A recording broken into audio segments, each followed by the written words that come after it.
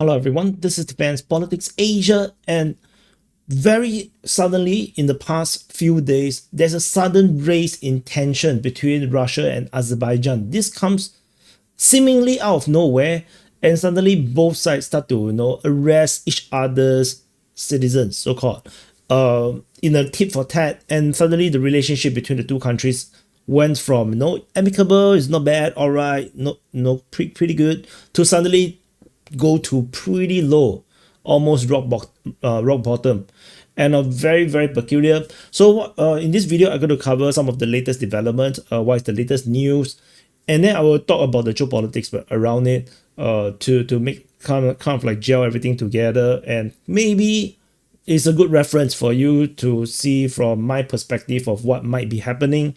And of course, you can have your own opinion. I'm just sharing the facts. Then of course I share my opinion.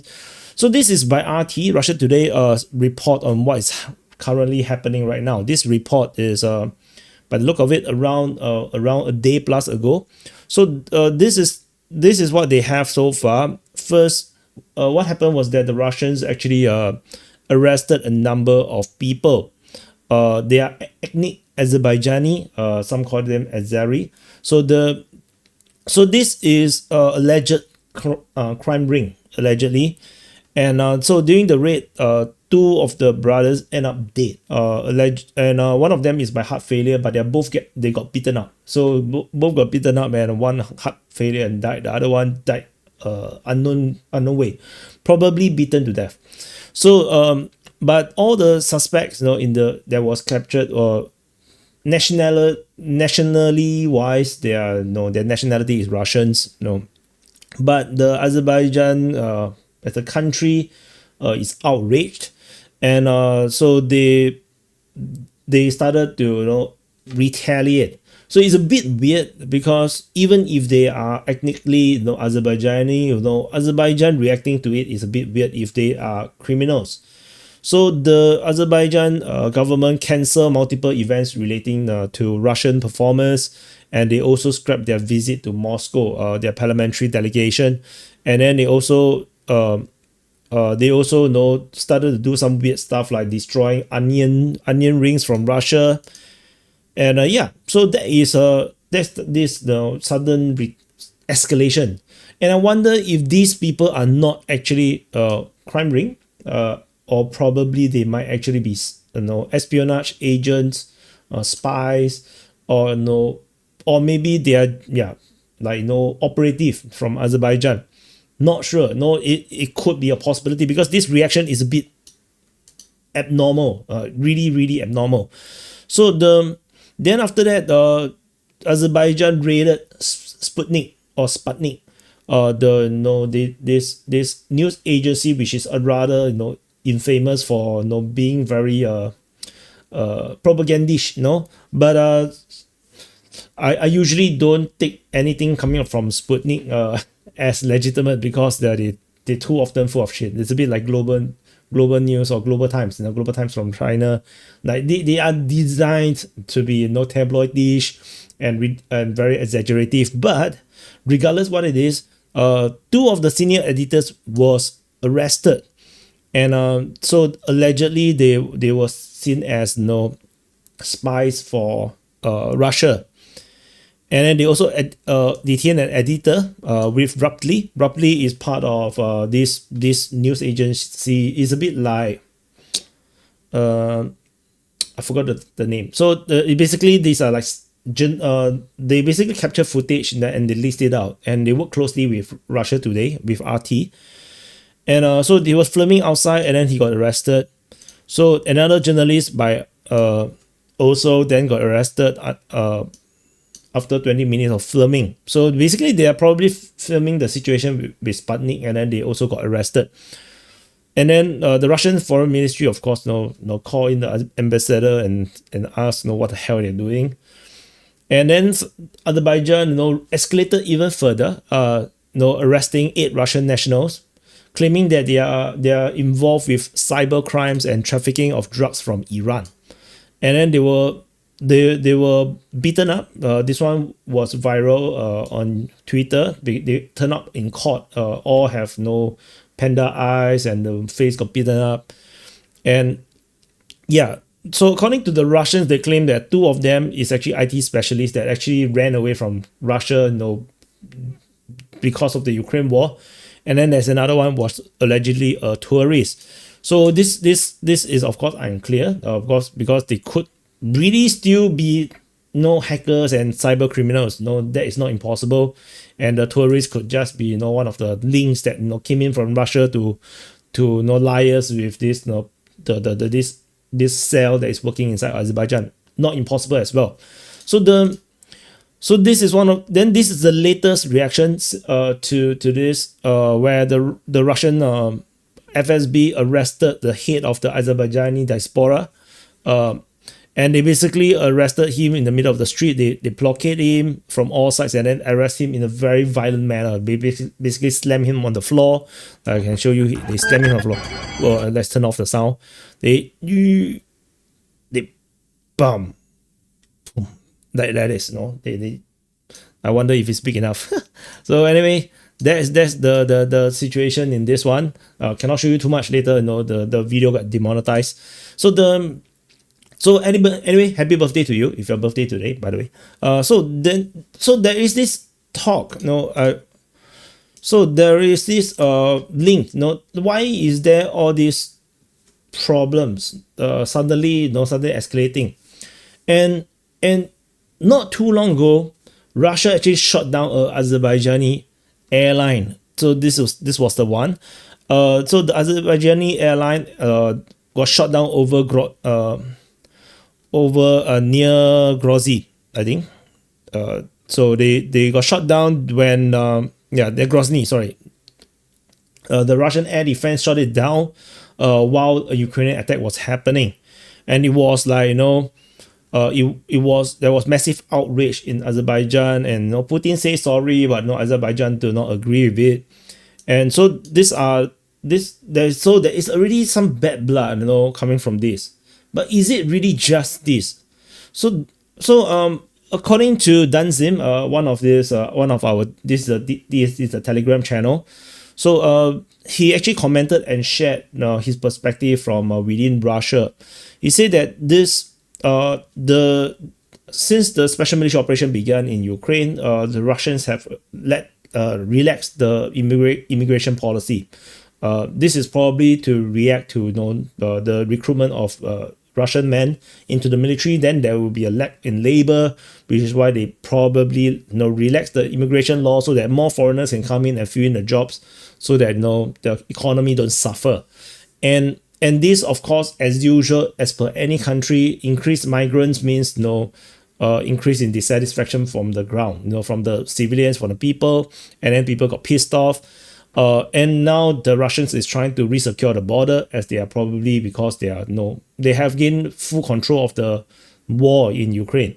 So and there is this large Azerbaijani mafia groups that have been operating within Russia, and this has been a big problem for Russia for a long time. So and this Azerbaijani diaspora has been very effective at affecting politics, protecting their own people, help to bring more illegal immigrants to Russia and defending their own people, despite they might have criminal cases.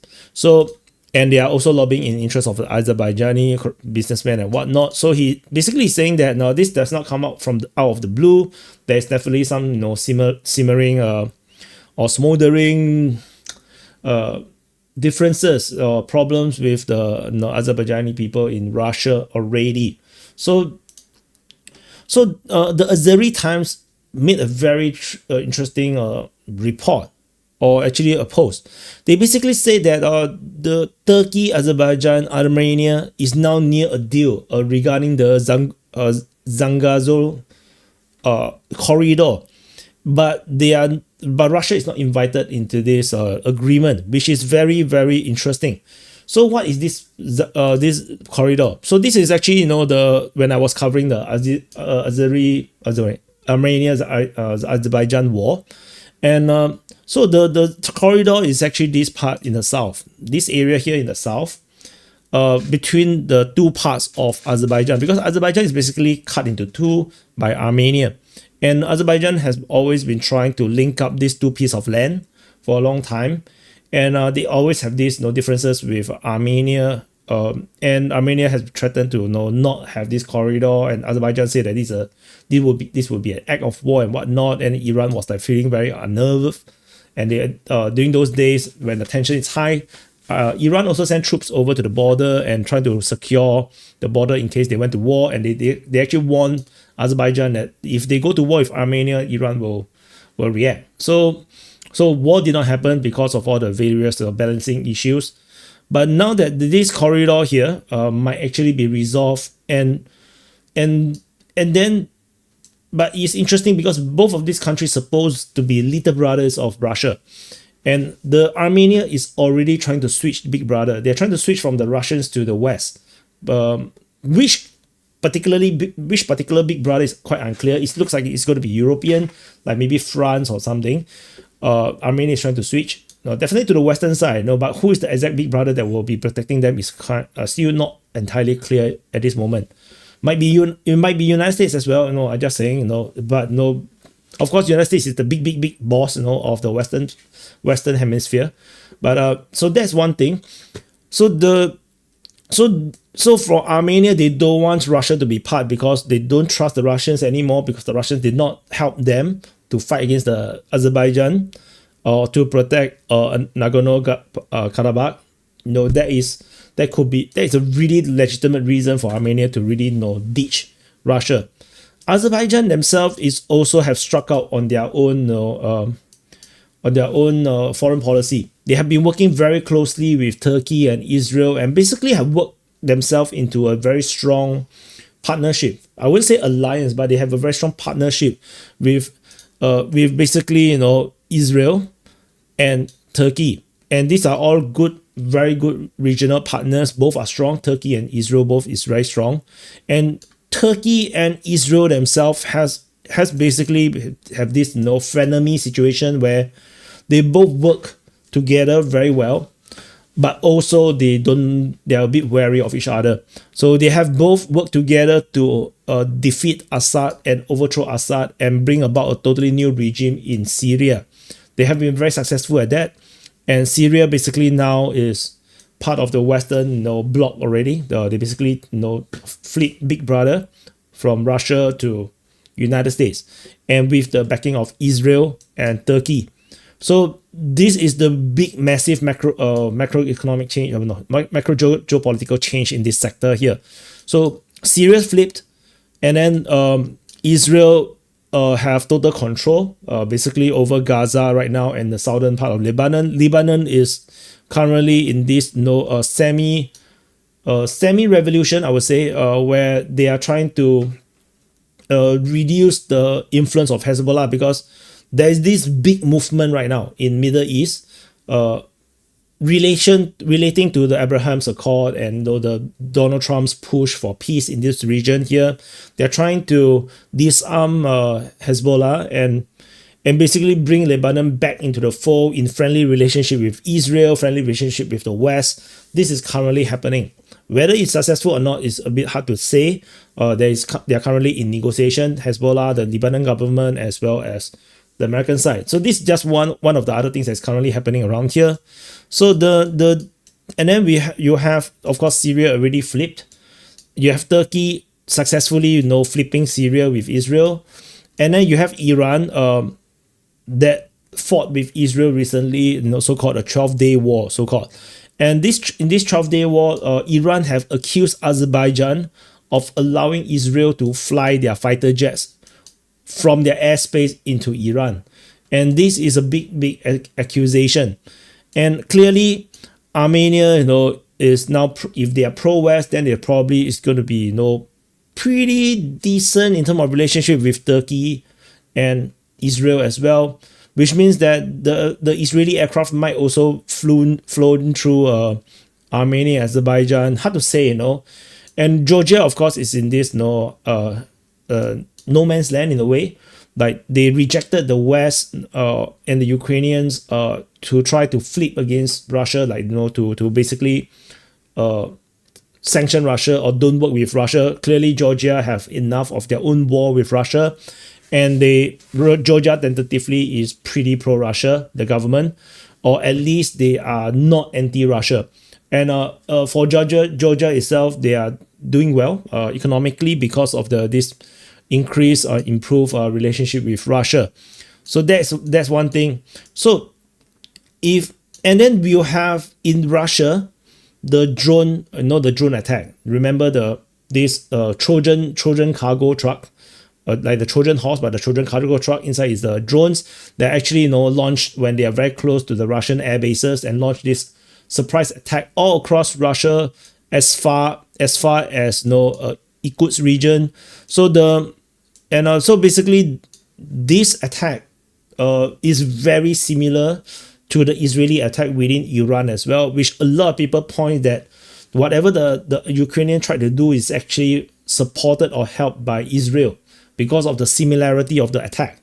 And if that is the case, then you have Israel working with Ukraine, with Turkey, Azerbaijan, and then Armenia going pro-West, and then with Azerbaijan allowing Israeli fighters to go to Iran. You have this massive axis of countries, all now alliance together in this pro-West, anti-Russia, perhaps even anti-Iran grouping that is currently developing. And Iran is found themselves really more and more isolated in that sense, and Russia also in this sense got kind of like a surprise, like a uppercut or this gutter punch while they are not looking. So the entire south of this West Russia, the entire south of West Russia suddenly have turned anti-Russia, and even Iran themselves is not entirely pro-Russia per se, despite they have some military trade deals, some economic deals.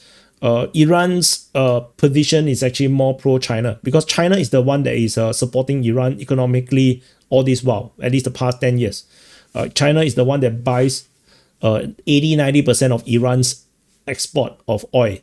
And basically Iran is kind of indebted to China in that sense and probably still owe China money. Probably. I'm not sure how that works, or China owe Iran money. Whatever it is, Iran is pretty much under China control rather than Russian control. So which is also partly why Russia tried to offer help to Iran and Iran actually rejected it. And so which is why Iran's air defense is shit, when they're fighting Israel. So this is all seems to be a massive geopolitical move that turns the entire Caucasus region, this entire Turkey, Azerbaijan, Armenia region, all into an anti-Russia bloc. And Iran is not pro-West, but definitely also not entirely pro-Russia. So this is happening, and this is on top of the situation in the Central Asia, where all these stun states like Tajikistan, Kyrgyzstan, Uzbekistan, Kazakhstan, Turkmenistan, Afghanistan, and Pakistan even, all of them are now getting heavily influenced and infiltrated by CIA, by European Union, because they are trying to buy oil and gas from the region rather than, or uranium from the region rather than from Russia. And then of course with China also conducting massive of influence operation into the Central Asian to bring them onto their side through the Belt and Road. And so basically Russia is currently getting siege all around the region. So this is something to, I think, maybe something to take a look on, which means that Azerbaijan might actually flip hard west very soon, and Armenia has already shown that they are going to flip hard west after the Russia fails to protect Nagorno-Karabakh.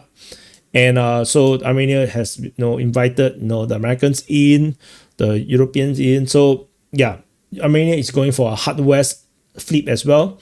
So, and then Turkey of course is always playing both sides. Israeli is always putting the strings behind the scene.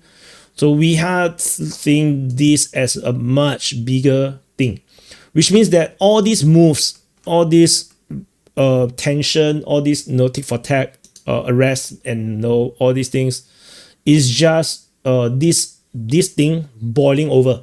This flipping of Azerbaijan to the west, boiling over into the public, into the surface. And maybe the shooting down of the airline might be something else. Maybe the airline is doing something. Who knows? I'm not sure. Is it a passenger plane? Could it be conducting intel stuff? Or could it be just a trap? Who knows? And all these people that is arrested, these crime rings, are they really crime rings or are they actually espionage? So, and then now you have the Azerbaijani side also arresting people claiming that they are also crime ring. So all this is very, very interesting developments, and really, like, honestly, I said this is basically almost come out of nowhere. Like, this is very random. Like Azerbaijan Russian tension or conflict is not a thing, 2 weeks ago. So this just came out of nowhere. So we shall see how this goes. I think Russia cannot catch a breath. So Ukraine, they are winning, but then they are getting sabotaged from elsewhere. So let's see how this goes. Thank you for watching. I think I hope this is interesting talk to you, for you guys to look at this. And of course, this is the DPN News channel. So do subscribe to this channel. This channel will focus more on the news, the development. Such massive opinion, lesser, I guess, but I will see the views and see the engagement and see what you guys prefer. If you guys like more opinion, I'll do more opinion on the DPA News channel. And because the main income that like the highest viewed videos is still the Ukraine wars, which I have to focus on that on the main channel. So I have to push all the other content into the other channel. So that's the main thing I'm currently on. If not, viewership is a bit low nowadays, so I have to prioritize what works to maximize revenue. But which is why also this kind of video, this geopolitics analysis, have to come to DPA News. And of course, this is a very new and small channel, so help to subscribe and press the like button, and hopefully this channel can be more viable, and hopefully this is going to be interesting for you guys.